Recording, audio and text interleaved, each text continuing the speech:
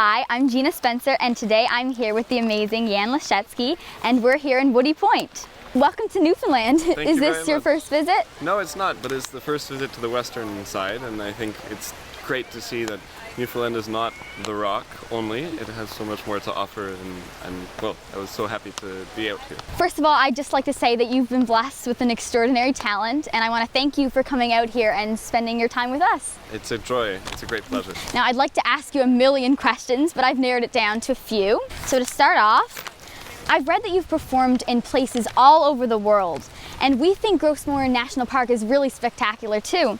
And tonight you will be playing at St. Pat's Church, and it's really beautiful there. So I was wondering, how important is the performance space for you, and do you draw inspiration from the places in which you play? Of course you draw inspiration from where you are and what you're doing that day and where you're playing. But at the same time, sometimes you have to ignore it. Not all of the concert halls that are famous in the world are actually beautiful. Some of them are quite unpleasant to be in. It may be that the hall itself doesn't have nice seats, or the colors are ugly, or sometimes the whole building's awful. But of course, when the hall is beautiful, then even the better for you. The more inspiration you can gather, the more pleasant experience it is for you too. Do you have a good balance between touring and spending time in Calgary? Not really. Actually, No? I would say the balance is quite terrible right now. I'm very rarely at home, and sometimes the trips drag on quite a long time, but that's also a choice.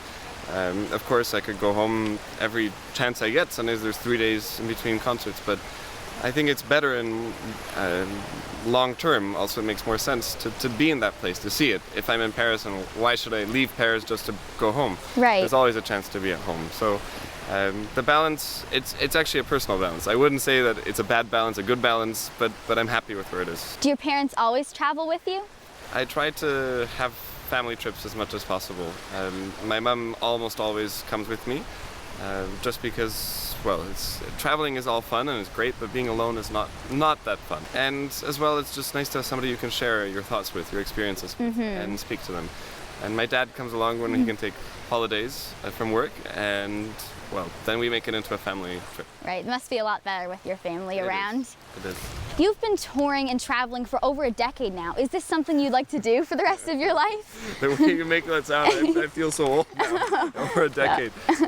Well, it's something I've certainly enjoyed, and because it's been part of my life since I was very young, it's become something that's been inseparable from me in many ways. I've learned very much how to travel and what I like and what I don't like. And of course, sharing music with audiences around the world, well, that is incredible, and is an experience that doesn't parallel anything else. It must be, yeah. So when you aren't performing, what else do you like to do? Well, I like seeing the places that I'm in, as I mentioned. So I will expand that to say I love traveling. So I will go anywhere I am. I will make sure I make special efforts to see the interesting things or what I'd like to see in addition to the city that I'm performing in. I like reading. I like watching movies on airlines mostly. I ski, I swim. Try to have a little bit of everything and simply enjoy every day. Well balanced. Are you close to your teachers?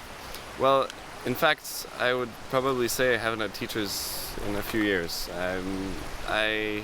Everything happened quite organically. One teacher wasn't part of my life, then another teacher wasn't part of my life, and then after a while I had found one teacher who I worked with very closely, but again on a rare basis. Since he was in Toronto, Marc Durand, I would fly maybe once every few months and see him, and then we'd have an 8-hour lesson. I'd play everything I needed to play, and then I would go home again and work on these things, and most of these things were new, so I had one chance essentially to play for him. I would play the piece once and try to get as much input as I could, even if it was in terrible shape, and then I'd work on it. And since then I've been without a teacher. He's retired in the meantime, and I think you learn the most honestly from performing.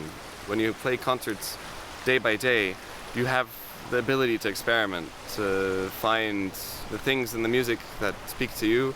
And of course, some concerts will be better than others. Sometimes you'll really play well, and you'll think that everything went the way the audience expected it. And other times you experimented, and well, it didn't turn out very well.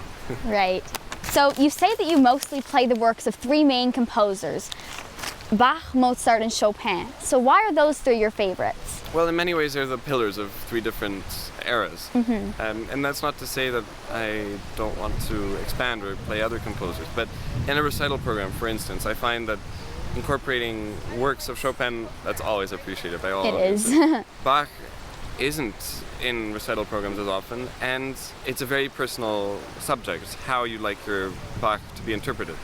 And so I will find that some people will like it, other people won't, but it's very individual and often omitted from recital programs simply because it's challenging to perform live.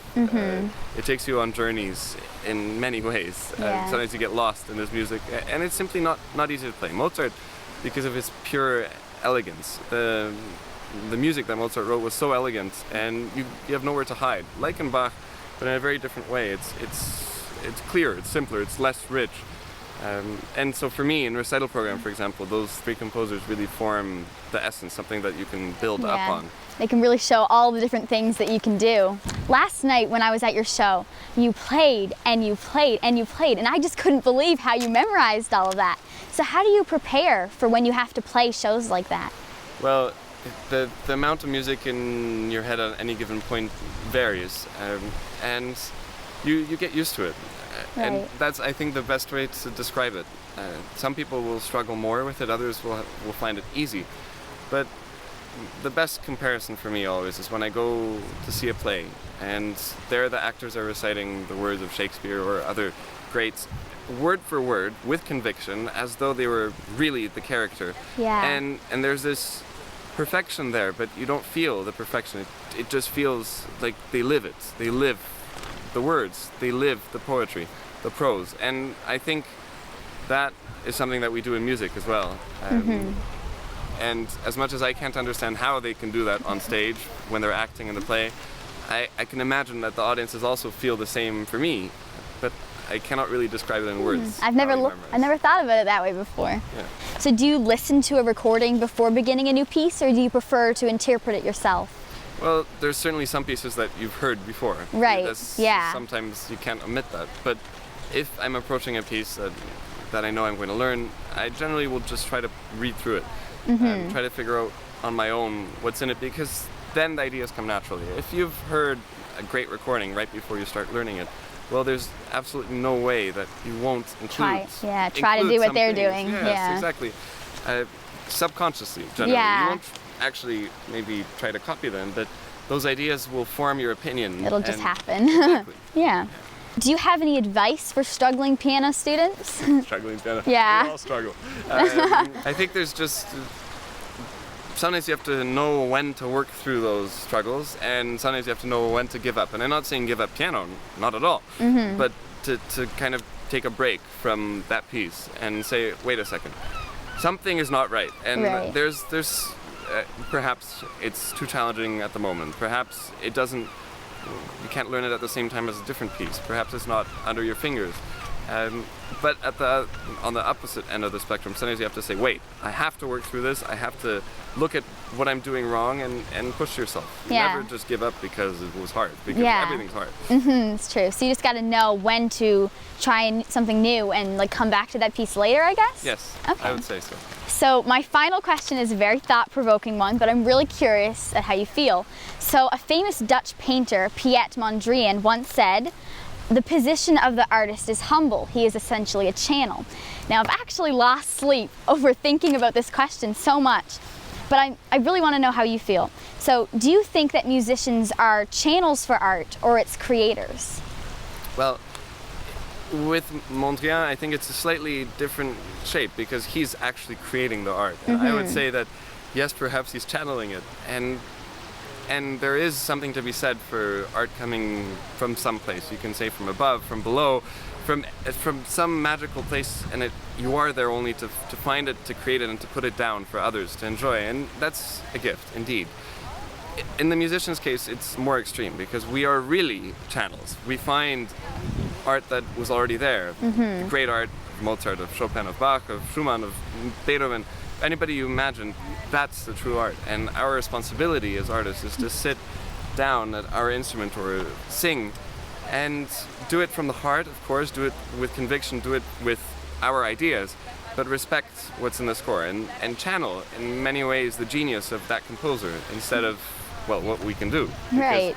most certainly if we're playing on stage, then we have skills. We have virtuosic skills, we have technical skills, we have musical skills, but the fact is that we should not put those in front of the music, and most certainly we are channels. Thank you so much today for, spending some time with me. And I have to say, this has been like the highlight of all of my summers ever. So Thank you very much, you Gina. so It was much. a great pleasure. Thank you.